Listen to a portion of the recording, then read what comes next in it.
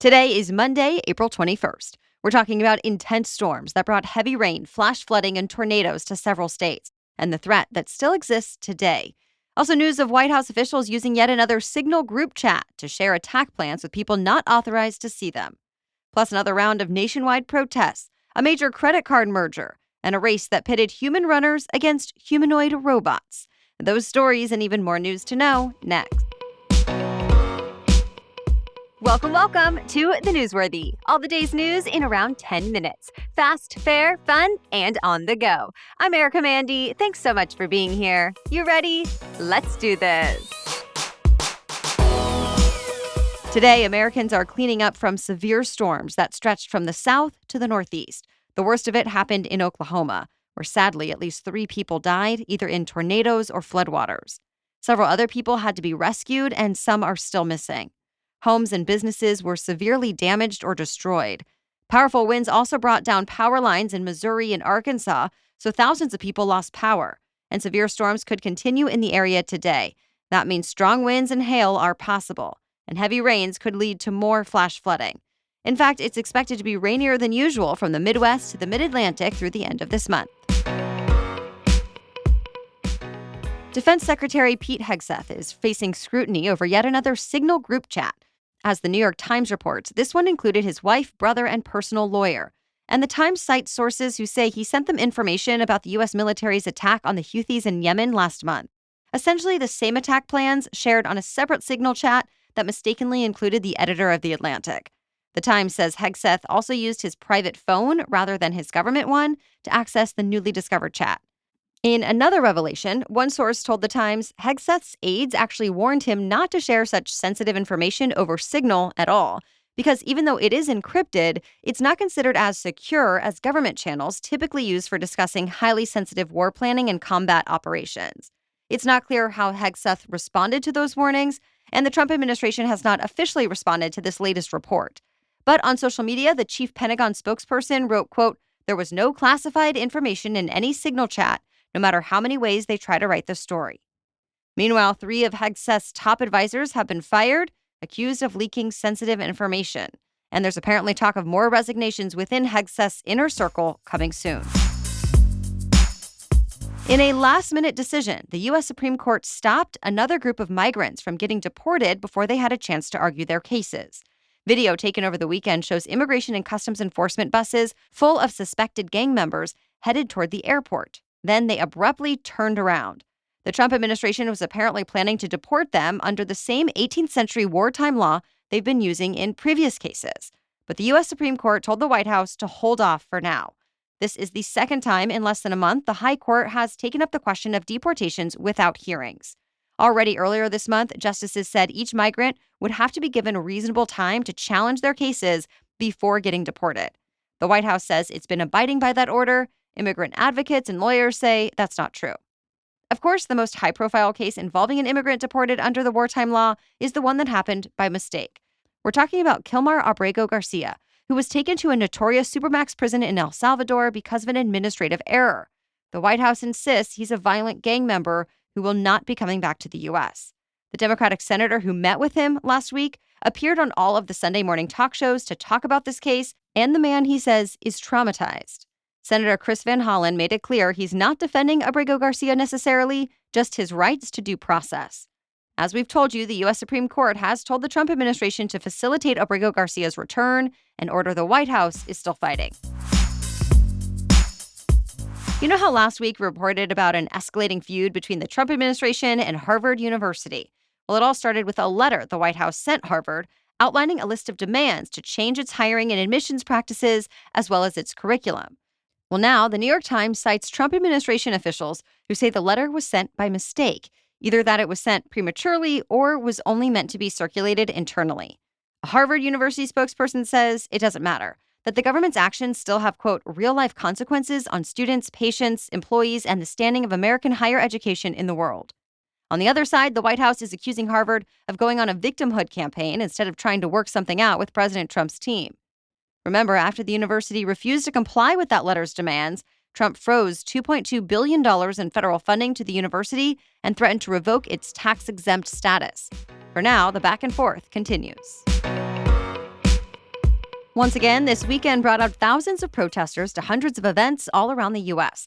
They were all voicing their opposition to the Trump administration, but for different reasons. For example, the immigration crackdown, government firings, their 401ks, the wars in Gaza and Ukraine, and so on. In one of the largest demonstrations, marchers in New York City filled 15 blocks on Madison Avenue. In Washington, D.C., thousands of people marched from the Washington Monument to the White House. The events were meant to coincide with the 250th anniversary of the start of the American Revolutionary War. But even more protests are planned in the weeks ahead. Vice President J.D. Vance met with one of the Trump administration's most prominent critics over the weekend, Pope Francis. The Vatican says Francis and Vance spoke for just a few minutes to exchange Easter wishes. But in the past, the Pope has criticized the Trump administration for slashing international aid and for its deportation policies, in what has been considered an unusually direct attack on the American government. It's a sentiment that was reiterated in his message read to the crowds in St. Peter's Square yesterday. Later, Pope Francis appeared on the balcony of St. Peter's Basilica to celebrate Easter services in front of the thousands of people in the crowd. More news for you still ahead, but first, thanks to our sponsor, OneSkin. It's that time of year you're going to need to protect your skin from the sun more and more. That's why you'll want to use a broad-spectrum sunscreen every day. My newest favorite is OneSkin's SPF Face. It's my daily go-to now because I love how lightweight it is, so it doesn't feel greasy or thick on my face, and yet I feel confident knowing it's protecting and even helping my skin. In fact, OneSkin's SPFs block UV rays with non-nano zinc oxide and neutralize the free radicals that come from not only UV, but also pollution and blue light with a potent blend of antioxidants. Founded and led by an all-woman team of skin longevity scientists, OneSkin is redefining the aging process with a proprietary OS1 peptide, the first ingredient proven to help skin look, feel, and behave like its younger self. Get 15% off with code NEWSWORTHY at oneskin.co. I recommend you grab their SPF Face ASAP, though I also love and use their other products too. Again, get 15% off at oneskin.co with the code NEWSWORTHY. After your purchase, they'll ask you where you heard about them, so please support our show and let them know we sent you. Invest in the health and longevity of your skin with OneSkin. Your future self will thank you. Now, back to the news. The Easter celebrations aren't over yet. Today, it's the White House's annual Easter egg roll that's taken place in some form for more than 100 years now. Besides the roll, there's also an egg hunt, and both will feature real small and medium-sized eggs donated by American egg farmers. And this year, for the first time, the event also has corporate sponsorships for certain areas and activities from big companies like Amazon, Meta, YouTube, and others. Lots of American families will be there as well, who were chosen from an online lottery. For most people, though, it's back to business as usual. While Easter Monday is considered a public holiday in some countries, here in the U.S., it doesn't get the same level of attention as Easter Sunday. So, most banks, stores, offices, and schools should be open like any other Monday. In the midst of a growing outbreak, West Texas has now reported nearly 600 new measles cases. But Texas actually is not the only state dealing with this virus. So far this year, the CDC has confirmed more than 800 cases across 24 states. That's nearly triple the number reported all of last year. And the CDC says the true number is likely much higher because of reporting delays. As we've mentioned before, measles is one of the world's most contagious diseases. 90% of unvaccinated people will get measles if they enter a room where measles was present even 2 hours earlier. Most people who catch it recover without significant problems, but an unvaccinated person who gets it does have about a 20% chance of being hospitalized. The nation's health secretary, Robert F. Kennedy Jr., said he's deployed more resources to Texas to help with this outbreak. A new acting commissioner is taking over at the IRS, making him the agency's 5th leader just so far this year.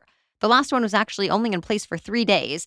Apparently, Treasury Secretary Scott Bessent had issues with the last one. Since the Treasury oversees the IRS, Bessent would typically have a say in the selection. But reports say Trump's cost-cutter Elon Musk picked the last IRS leader without consulting the Treasury, which caused a pretty big rift behind the scenes. Now, even this new leader is expected to be temporary. Trump's permanent pick for the IRS, former Congressman Billy Long, still needs to be confirmed by the Senate. 2 of the country's biggest credit card issuers are joining forces. Regulators okayed Capital One's $35 billion takeover of Discover. This is big for Capital One, since Discover's card network is one of the few that compete with Visa and MasterCard. And after this merger is complete, Capital One will have more than $650 billion in assets. The Discover brand won't go away completely, though. Capital One says it plans to keep the cards and the network. As the Wall Street Journal points out, this approval could help encourage deals in the financial services industry, so more consolidation could be coming soon. The stage is set for what's considered the most prestigious marathon in the world. More than 32,000 athletes are expected to join the Boston Marathon this morning. This year, there was actually a record number of qualifying applications. So to make room for everyone, the Boston Athletic Association only accepted those who exceeded the qualifying standards by nearly 7 minutes. And that means more than 12,000 qualified runners were turned away this year. But in Boston, all those who qualified were actually human. That wasn't the case in Beijing over the weekend, where 21 humanoid robots ran a half marathon along with thousands of human runners. In the end, the winning robot finished with a time of 2 hours and 40 minutes. The people behind it says it was helped by long legs and an algorithm that let it imitate how humans run. Still, the flesh and blood runners did come out victorious. The men's winner of the race had a time of 1 hour and 2 minutes. That's it for the main news, so now it's time for Money Monday, when we talk about one interesting money-related news story. But first, I want to take a moment to talk about our sponsor, Huel. If you ever feel like you don't have enough time to make a meal or get healthy food that'll keep you going through your day, consider an option that takes no prep, no cooking. It's just grab and go and is under $5. And I'm definitely not talking about fast food.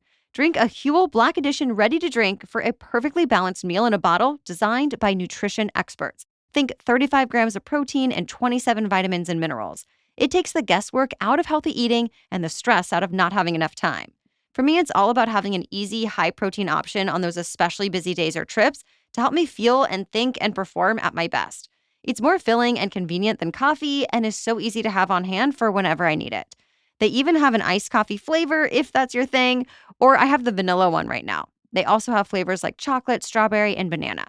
Give Huel's Black Edition ready to drink a try because right now, new customers can visit huel.com/newsworthy to get 15% off your first order plus a free gift.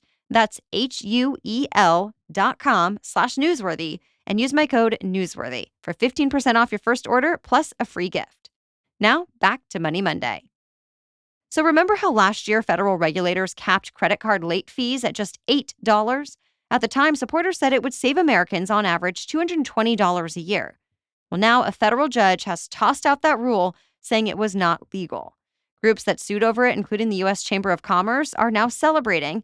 They say the rule could have meant more late payments, lower credit scores, higher interest rates, and less access to credit for people who need it most. So now late fees can go up to $41 for each penalty. Separately, the House and Senate both voted earlier this month to do away with regulators' limits on bank overdraft fees. And President Trump is expected to sign the measure, letting banks go back to choosing their own rates. Thank you so much for joining us today. We'll be back with even more news to know tomorrow. For now, have a great day.